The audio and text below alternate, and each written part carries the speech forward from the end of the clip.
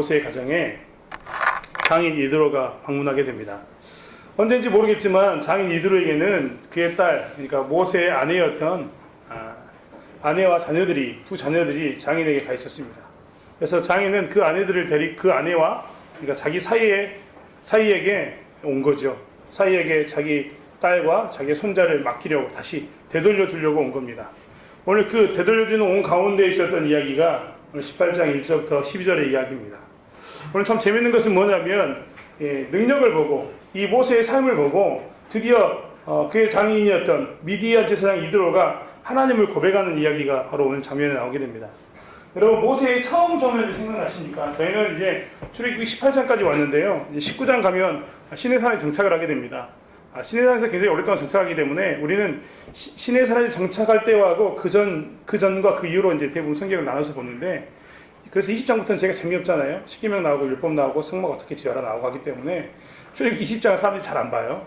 우리는 끝까지 출애굽기 다 볼 겁니다. 아무튼 그러는데 19장 이전에 그가 아무튼 큰 일들이 했는데, 이제 일이 얼추 마무리됐을 쯤에 그의 장인 이드로와 그의 이드로의 딸, 그리고 그 두 손자가 찾아오게 됩니다. 그 손자를 통해서 왔는데 그들이 뭘 이야기하느냐면, 모세가 처음 왔을 때를 생각하지 않고 지금의 상황을 보고 그 이드로가 뭘 고백하냐면 하나님을 고백합니다.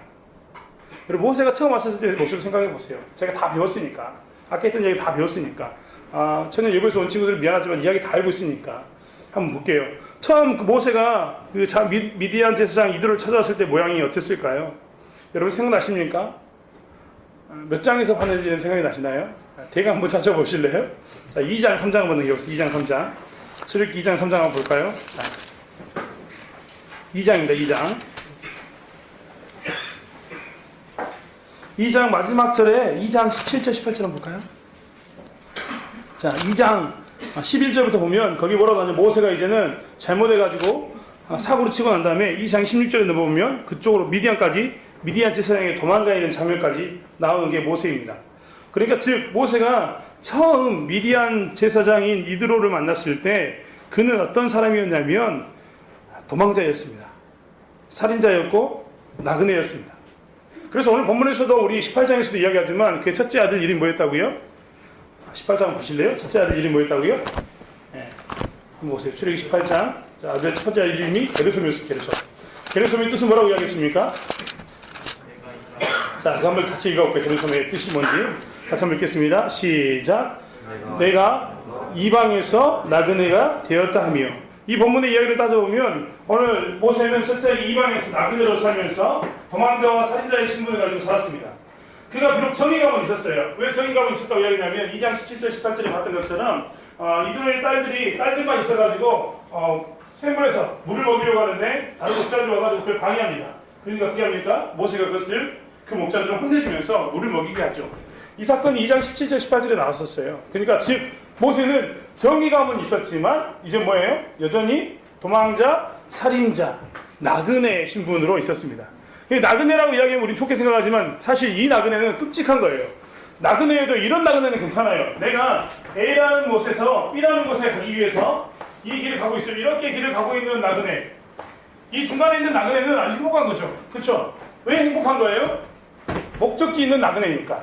네, 모세는 지금 A라는 곳에서 출발했는데 B가 없습니다.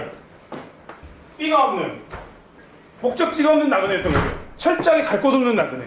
갈 곳 없는 것뿐만 아니라 광야를 걸어야 했기 때문에 그가 모든 광야에서 삶을 생각해 본다면 이 나그네의 삶을 알 수 있어요.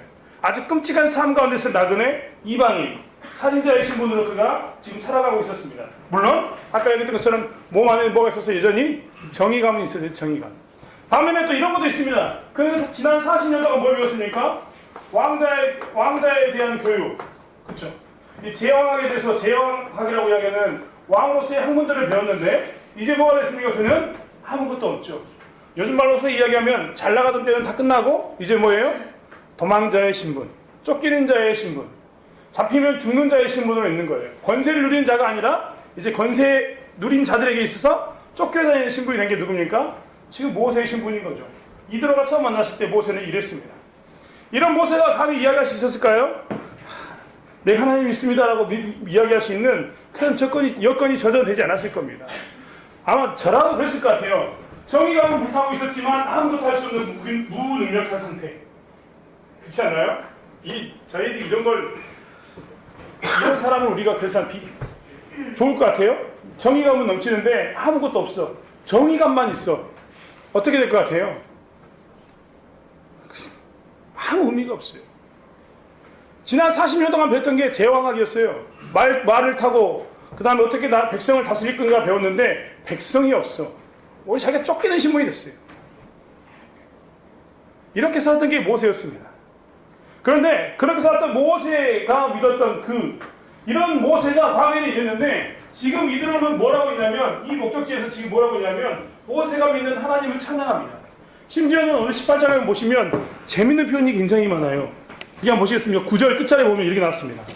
이드로가 여호와께서 이스라엘에게 큰 은혜를 베푸사 애굽 사람의 손에서 구원하심을 뭐 했다고요? 기뻐하며. 지가 기뻐해. 이드로가 기뻐했어요. 그 다음 11절하고 11절. 이제 내가 알았도다. 10절부터 볼까요? 이드로가 이르되 여호와를 찬송하리로다. 너희를 애굽 사람의 손에서와 바로의 손에서 건져내시고 백성을 애굽 사람의 손 아래서 건지셨도다. 뭐라고 했냐면 여호와를 찬송하다. 11절. 이제 내가 알았도다. 여호와는 모든 신보다 크심으로 이스라엘에게 교만하게 행하시는 그들을 이기셨도다 하고 보면 뭐예요? 예전에 네가 너를 봤을 때는 넌 정말 별 볼 일 없는 왕이었는데 이제 내가 알았어. 네가 믿는 하나님이 어떤 하나님인지 이제 내가 알았다고 그 고백합니다. 심지어는 12절에는 아주 충격적인 사건입니다. 모세의 장인 이드로가 번제물과 희생제물들을 하나님께 가져오매 그리고 가져와서 제사를 드리고 난 다음에 뭐 했냐면 아론과 이스라엘 모든 장로 이스라엘의 장로들이 함께 모여서 뭐 했다고요? 하나님 앞에서 떡을 먹었어요. 엄청난 반전의 사건이 지금 모세의 장인 이드로에게 나타난 거죠. 모세의 삶 가운데도 나타난 겁니다. 모세가 처음 이드로라는 가족을 만났을 때 그는 아무것도 없는 별볼일 없는 사람이었고 하나님에 대해서 뭐라고 이야기할 수 없는 존재였지만 지금의 모습은 그 집안의 가장이라고 이야기하는 미디안 제사장. 성경은요 계속해서 강조해요. 출애굽 있다 보면요 이들 앞에는 항상 미디안 제사장 계속 강조하고 있거든요. 미디안 제사장이었던 이드로가 이제 뭘 고백하냐면 하나님을 고백해요. 정말 충격적으로 놀라운 사건이 이 가정 안에 일어나게 된 겁니다. 하나님을 고백하는 사건이 일어났단 말이에요. 지금 모세는 어떻게 보면 예전에 있었던 신부는 까마득하게 자기이 기억하지 못할 만큼 완전 다른 모습 가운데 있음으로 인해서 장인의 입술 가운데서 가족 가운데서 네가 믿는 하나님이라고 고백하면서 그 하나님의 애를 가운데 동참하게 되고 하나님을 기뻐하게 하는 일까지 오게 된 이 사건 가운데 있다는 거예요. 한번 보세요. 이 사건이 일어난 이유는 뭘까요? 이 파격적인 사건이 일어난 이유는 뭘까요? 이 파격적인 사건이 그 가정 안에 믿지 않았던 장인 어른이 심지어는 미디안의 제사장이었던 장인 어른이 이제 이 파격적으로 하나님을 고백하고 하나님의 크심에 대해서 고백하고 그 삶에 대해서 이야기하는 이 사건이 나타난 이유가 뭐냔 말이에요. 첫 번째 이유가 뭘까요? 첫 번째 이유. 자, 첫 번째 이유 한번 볼까요? 자, 첫 번째 이유 한번 보겠습니다. 거기 보면 이런 말이 나와 있습니다. 자, 7절 읽겠습니다. 7절, 8절 같이 읽겠습니다. 시작. 모세가 나가서 그의 장인을 맞아 절하고 그에게 입맞추고 그들이 서로 문안하고 함께 장막에 들어가서 모세가 여호와께서 이스라엘을 위하여 바로와 애굽 사람에게 행하신 모든 일과 길에서 그들이 당한 모든 고난과 여호와께서 그들을 구원하신 일을 다 그 장인에게 말하며 9절에 여호와께서 이스라엘을 위하여 바로와 애굽 사람에게 행하신 모든 일과 길에서 그들이 당한 모든 고난과 여호와께서 그들을 구원하신 일을 다 그 장인에게 말했다고 이야기하고 있습니다. 뭐라고 이야기했냐면 그가 이제 그 과거에 자기가 믿었던 그 하나님으로 인해서 어떤 일을 행했는가, 자기가 미디안 제사장이었던 이드로와 떨어져 있었던 시간에 어떤 일이 일어났는가를 다 고백했는데 그 가운데서 주어가 누구였냐면 여호와께서 어떻게 하셨다, 여호와께서 어떻게 하셨다, 여호와께서 어떻게 하셨다는 이야기를 합니다. 그 일 가운데는 좀 전에 우리가 본문에서 읽었던 것처럼 고난에 관한 일도 있었습니다. 그리고 구원에 관한 일도 있었습니다. 이 모든 일들을 모세가 뭐가 이야기되는 거예요? 다 고백한 겁니다. 다 고백한 거예요. 여호와께서 그의 고난과 그에게 했던 구원의 일, 모든 일을 다 이렇게 행했다고 고백하는 순간 이제 이들은 어떻게 했다고요? 하나님을 알게 됐다는 거예요. 이것이 무엇을 의미하냐면 지금 이들의 눈앞에 펼쳐져 있는 상황을 보면 어떤 상황입니까? 여러분 한번 상상해 보세요. 이드로가 모세를 방문했어요. 모세를 방문했는데 모세를 방문하는 순간 모세 주변에 사람이 몇 명 있었을까요? 그의 사이가 처음으로 자기가 이제 하나님을 만났다고 나는 내 백성을 구원하러 간다고 이야기했을 때는 혼자 갔습니다. 근데 심지어는 좀 전에 우리 본문에서 봤던 것처럼 아내와 자식들마저도 누구에게 맡겼어요? 자기에게 맡기고 혼자 떠났거든요.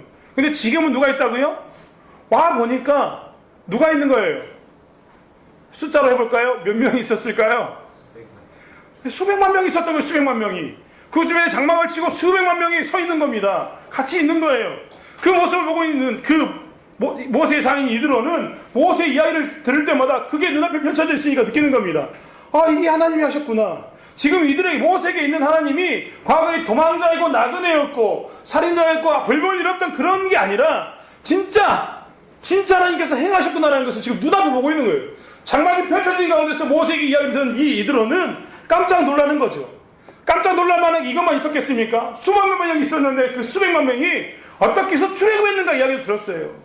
그들이 당했던 고난이 뭐면 고난. 한번 이야기해볼까요? 고난. 그들이 지금 모세가 광야로 나와서 지금까지 온 동안 당했던 고난, 가장 최근에 있던 고난이 뭐였습니까?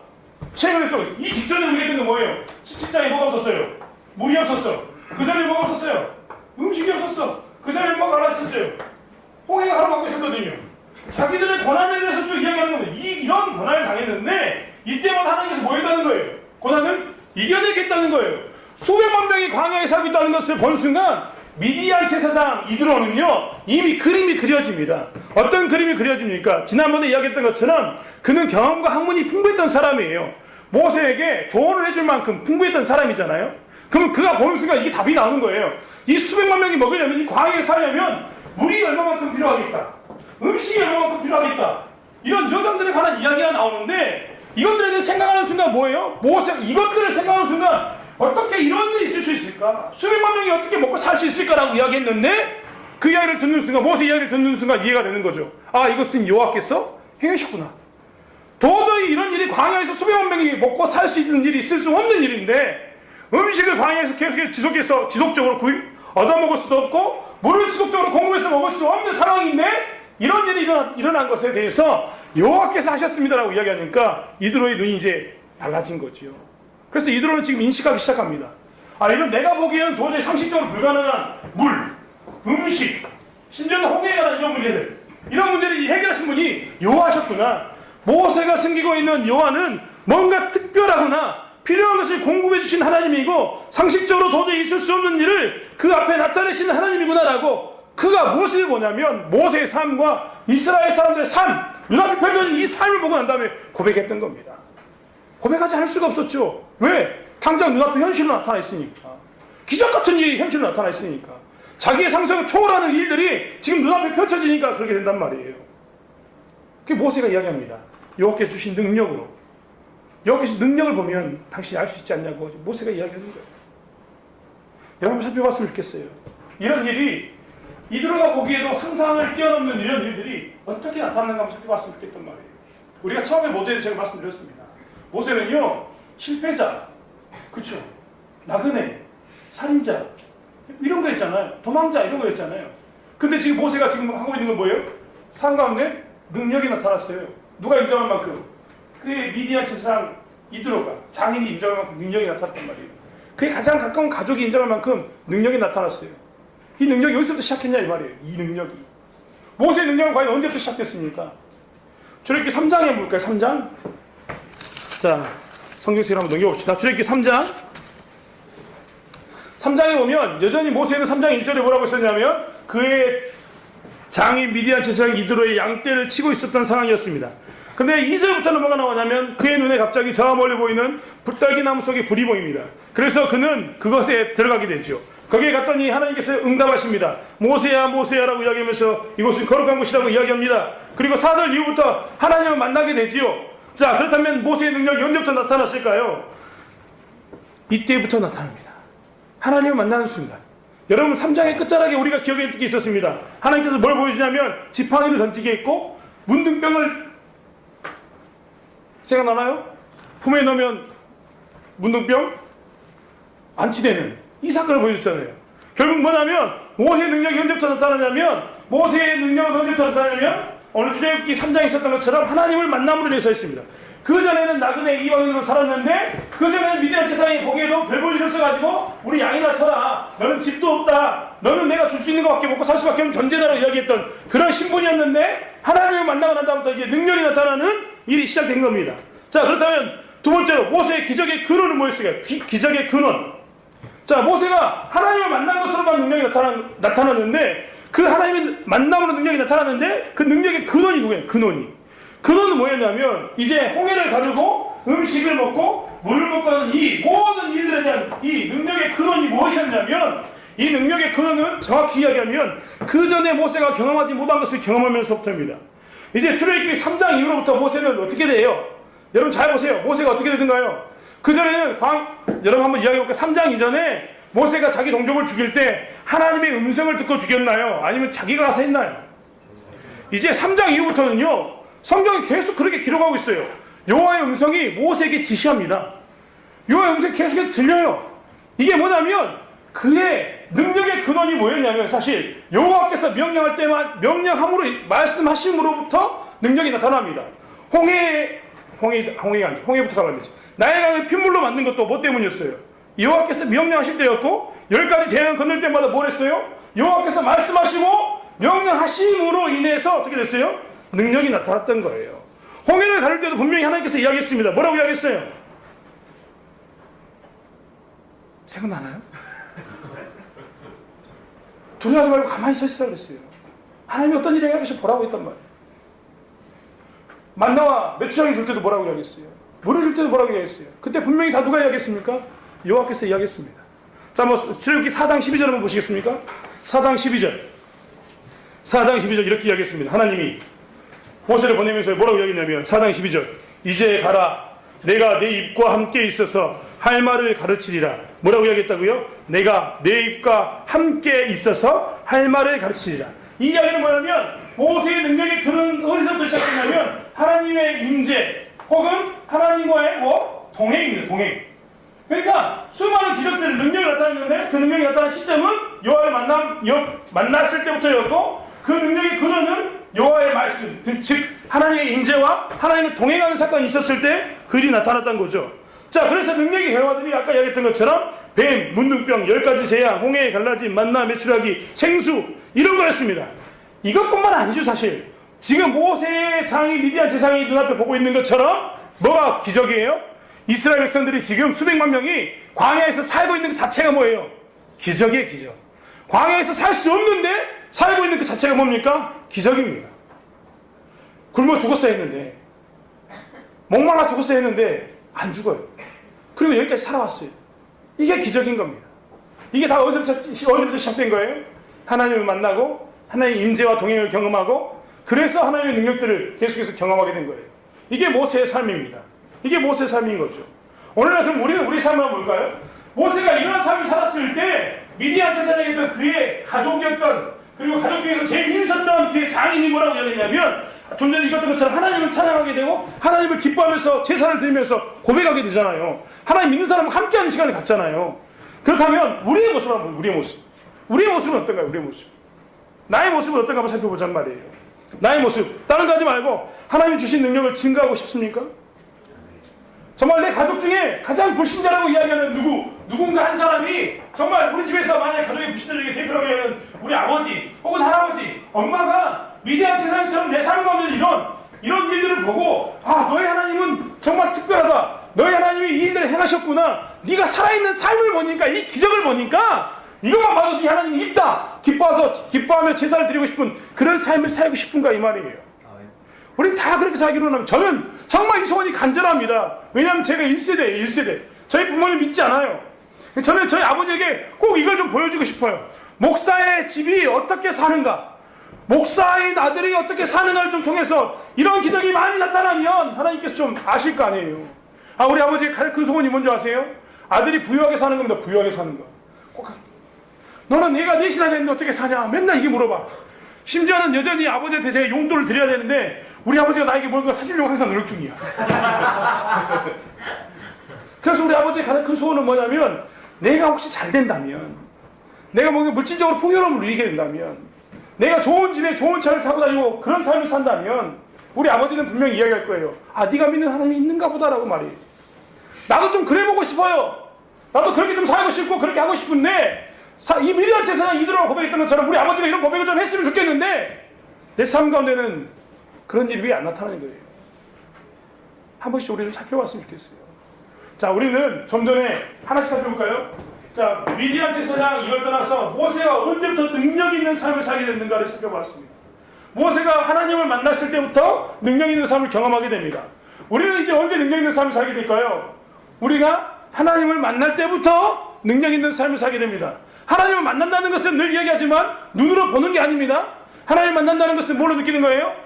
인격으로 만나는, 인격으로. 인격으로 만나는 거예요, 인격으로. 인격적이란 말 정말 제가 여러 번 설명했지만 인격으로 만나는 거예요, 인격으로. 하나님 내가 인격적으로 이렇게 만나면 그때부터 나는 뭘 할 수 있어요? 능력 있는 삶을 살 수 있어. 내가 하는 이야기가 아니에요. 요한복음에도 분명히 뭐라고 나왔습니까? 예수 그리스도를 믿는 사람은 하나님의 자녀가 되는 권세를 준다고 했고, 마태복음으로 넘어오면, 마가복음으로 넘어오면 그 권세를 가지고 있는 자들에게는 뭐가 있냐면 누가복음 11장. 여러분이 너무 잘 알고 있는 이야기인데 누가복음 11장이 이렇게 나왔어요.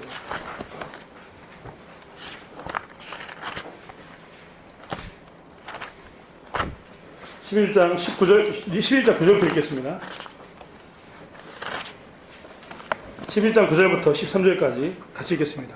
내가 또 너희에게 이르노니 구하라 그러면 너희에게 주실 것이요 찾으면 그러면 찾아낼 것이요 문을 두드리라 그러면 너희에게 열릴 것이니 구하는 이마다 받을 것이요 찾는 이는 찾아낼 것이요 두드리는 이에게는 열릴 것이니라. 너희 중에 아버지 된 자로부터 누가 아들이 생선을 달라 하는데 생선 대신에 뱀을 주냐? 알을 달라 하는데 전갈을 주겠느냐? 너희가 악할지라도 좋은 것을 자식에게 줄 줄 알거든 하물며 너희 하늘 아버지께서 구하는 자에게 성령을 주시지 않겠느냐 하시니라. 오늘 뭐라고 이야기하냐면 성경이 우리에게 구하는 것보다 다 족족 준다고 이야기하면서 하늘 아버지의 자식들에게는 뭔가를 준다고요? 좋은 걸 준다고 이야기하고 있어요. 좋은 것의 끝자락이 이제 성령입니다. 그럼 한번 생각해 봤으면 좋겠어요. 우리는 좀 전에 이야기했던 것처럼 하나님, 모세가 만났던 것처럼 모세는 하나님을 시내에서 불꽃도 있으며 만났고 그 다음에 뭐 했습니까? 하나님의 말씀이 함께 동행하는 삶을 삶을 위해서 뭐 했어요? 그러니까 능력을 행하기 시작했고 그 다음에 많은 능력들을 있는 삶을 통해서 미디안 제사장이었던 그 가족이 고백하게 되잖아요. 우리도 그러는 거예요. 우리도 예수님 만났고 예수님 만나서 자녀가 되는 권세를 줬기 때문에 뭐라고 이야기했냐면 너희가 구하고 찾으면 뭐 한다고요? 다 줄 거라고 이야기했고 그 가운데 특별히 뭘 준다고 했어 우리에게? 성령이 우리와 함께 한다고 했고 그럼 이것들 가운데 뭐가 나타나? 능력이 나타날 거라고 이야기했단 말이에요. 능력이 나타나야 되잖아요. 성령의 능력 한번 볼까요? 성령의 능력? 사도행전 보셨나요? 사도행전 말씀을 보신 분들은 깜짝 놀래요. 자, 사도행전 1장 8절 한번 읽어볼게요. 사도행전 1장 8절에 뭐라고 나왔습니까? 자, 큰 소리 읽어야 돼요. 그래야 안 졸립니다. 사도행전 1장 8절 같이 한번 읽겠습니다. 사도행전 1장 8절 같이 읽겠습니다. 시작. 오직 성령이 너에게 임하시면 너희가 권능을 받고 끝. 거기까지만. 그럼 뭐라고 하세요? 오직 성령이 너에게 임하시면 너희가 뭘 받는다고? 권능을 받아. 사도행전은 분명히 이야기하고 있어요. 성령 받으면 그 다음에 뭐 나타난다고? 권능. 권능을 다른 말로 이야기하면 능력을 받고 뭐 한다고? 그 다음에 뭔가 전도가 일어나고 뭐가 일어난다고 했어요. 그러면 성령이 임하면 반드시 뭐가 한다고? 그 뒤에 따르는 게 능력이야. 그러면 하나님 믿는 우리들이 뭐가 됐어? 예수 믿음으로 해서 우리는 구하고 찾으면 뭔가를 하나님이 주시는데 그 가운데 성령을 또 다른 보이자 성령 우리에게 주심으로 해서 성령과 우리에게 주셨어요. 성령이 우리 가운데 있으면 우리는 그 다음에 뭐가 와야 돼? 당연히 능력이 나타나야 돼. 능력이. 야, 지금 우리가 보기에는 이 사도행전의 능력이 어떻게 나타나는가 보면 이것과 버금가는 능력이라는 걸 알 수 있어요. 한번 보시겠습니까? 베드로하고요 사도 바울에게 능력이 나타났는데 어떤 능력이 나타나는지 한번 보세요. 자, 사도행전 3장 1절부터 11절에는요 안증뱅이를 고칩니다. 5장 15절 16절은요 사람들이 그림자에만 덮여 있어도 나는 사건이 나타나요. 심지어는 마술사 시몬과 대결하고 8장에서는 이깁니다. 베드로가 하는 거예요. 그 다음에 다비다 도루가라는 사람이 죽었는데 이를 살립니다. 이 일을 했던 게 누구냐면 성령을 받았던 베드로가 했던 일이에요. 성령을 받았던 바울도 있습니다. 바울도 뭐냐면 여전히 14장에서 안전뱅이를 고치고 19장에서는 손수건이 앞치마만 얹어도 사람들이 낳는 일들을 나타나요. 그도 마술사 바예수와 대결해가지고 승리합니다. 그도 또 뭘 하게 되냐면 죽은 유두고가 3층에서 있다가 뚝 떨어져가지고 죽었는데 그 사람을 살려요. 뭐냐면 성령을 우리가 받기 시작하면 성령의 능력 가운데 있으면 우리에게도 뭐가 나타난다고? 권능, 능력이 나타나가지고 음식, 물, 홍해가 갈라진 것과 버금하는 사건들이 우리 가운데 나타난단 말이에요. 사도행전 실질적으로 그랬잖아요. 제가 베드로와 바울을 보여준 이유는 뭐냐면 베드로는 예수님을 처음부터 따라다녔던 사람이고 바울은 누굽니까? 자기 스스로 고백하기를 나는 만삭되지 못한 자처럼 예수님을 늦게 하는 자였는데 그도 뭐 했다고요? 성령이 임함으로 해서 뭐 나타난 거예요. 능력이 나타났잖아요. 이런 일이 나타났단 말이에요. 그럼 우리도 보자는 거예요. 우리가 예수님 알았고 우리도 성령 받았고 성령 받아서 우리도 능력을 행할 수 있는데 중요한 건 우리의 삶 가운데서는 왜? 인 거죠. 우리가 여기서 한 가지 오해한 게 있어요. 우리는 대부분 다 성령의 능력이라고 이야기하면 이런 것만 성령의 능력이라고 생각해요. 죽은 자를 살리고 앉은 뱅이를 고치고 던지면 사람이 살아나고 이것만 성령의 능력이라고 생각한단 말이에요. 근데 성경은 성령의 능력에 대해서 전혀 다른 이야기도 하고 있어요. 갈라디아서 한번 볼까요? 제자훈련 시간에 본 사람도 있을 거예요. 갈라디아서 5장 20절 한번 볼까요? 5장 19절부터 보겠습니다. 19절. 자, 갈라디아서 5장 19절부터 볼까요? 19절. 같이 읽겠습니다. 시작. 육체의 일은 분명하니 곧 음행과 더러운 것과 호색과 우상숭배와 주술과 원수 맺는 것과 분쟁과 시기와 분냉과 당짓는 것과 분열함과 이단과 투기와 술 취함과 방탕함과 또 그와 같은 것들이라. 전에 너희에게 경계한 것 같이 경계하노니 이런 일을 하는 자들은 하나님의 나라를 유업으로 받지 못할 것이요 오직 성령의 열매는 사랑과 희락과 화평과 오래 참음과 자비와 양성과 충성과 온유와 절제니 이 같은 것을 금지할 법이 없느니라. 아멘. 자 보세요. 거기 뭐라고 나왔어요? 성령의 능력이 성령의 열매로 뭐로 나타나요? 22절 시작.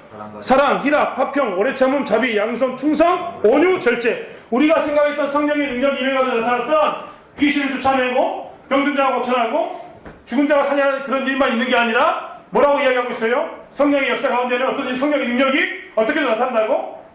자비, 양성, 온유, 절제, 오래 참음 이런 걸로 나타난단 말이에요. 이 이야기가 우리에게 시사하는 바가 있어요. 우리 대부분 다 성령의 능력하면 능력을 오해합니다. 사도행전에서 나오는 성령의 능력과 사도의 능력이라고 이야기하는데 그렇지 않아요. 성경에는 사도행전에서 나오는 성령의 능력과 함께 서시서에서 뭐를 설명해 주냐면 이것만 다가 아니야. 이것도 성령의 능력이라고 나타내주는데 그 성령의 능력이 갈라디아 5장에 대표적으로 나와 있었습니다. 이 성령의 능력이 뭐냐? 사람의 뭐예요? 변화입니다. 사람의 변화. 사람의 인격의 변화, 인격의 변화. 사람의 성품의 변화. 성령의 능력이 나타나면 이게 나타나는 이게. 오늘 제가 왜 이 이야기를 하냐면 우리가 한번 생각해 보자는 거예요. 우리는 모세의 장인 미디안 제사장 이드로가 오늘 모세의 삶의 모습을 보고 이스라엘 백성들의 삶의 모습을 보고 너희 하나님이 있다라고 고백했던 그들이 우리의 삶 가운데 있기를 원하는데 우리의 삶 가운데서 우리가 오해하고 있는 것은 뭐냐면 자꾸 예수를 만나고 성령이 있음에도 불구하고 성령의 능력을 자꾸 이런 데서만 찾기 때문에 우리가 성령의 능력을 경험하지 못한다는 거예요. 우리뿐만 아니라 우리 주변에 있는 우리 가족들마저도 성령의 능력을 제대로 보지 못한다는 거예요. 우리에게 있어서 성령의 능력이 또 다른 모습이 있었는데 그것은 뭐냐면 내 삶의 변화입니다. 내 삶의 변화.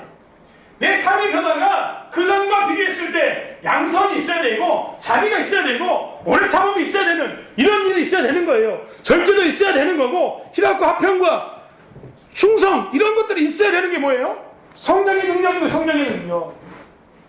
그래서 이런 것들이 우리 삶 가운데 있어서야지만이 우리 가족들의 입에서도 뭐가 나오냐면 네가 믿는 하나님이 참되다.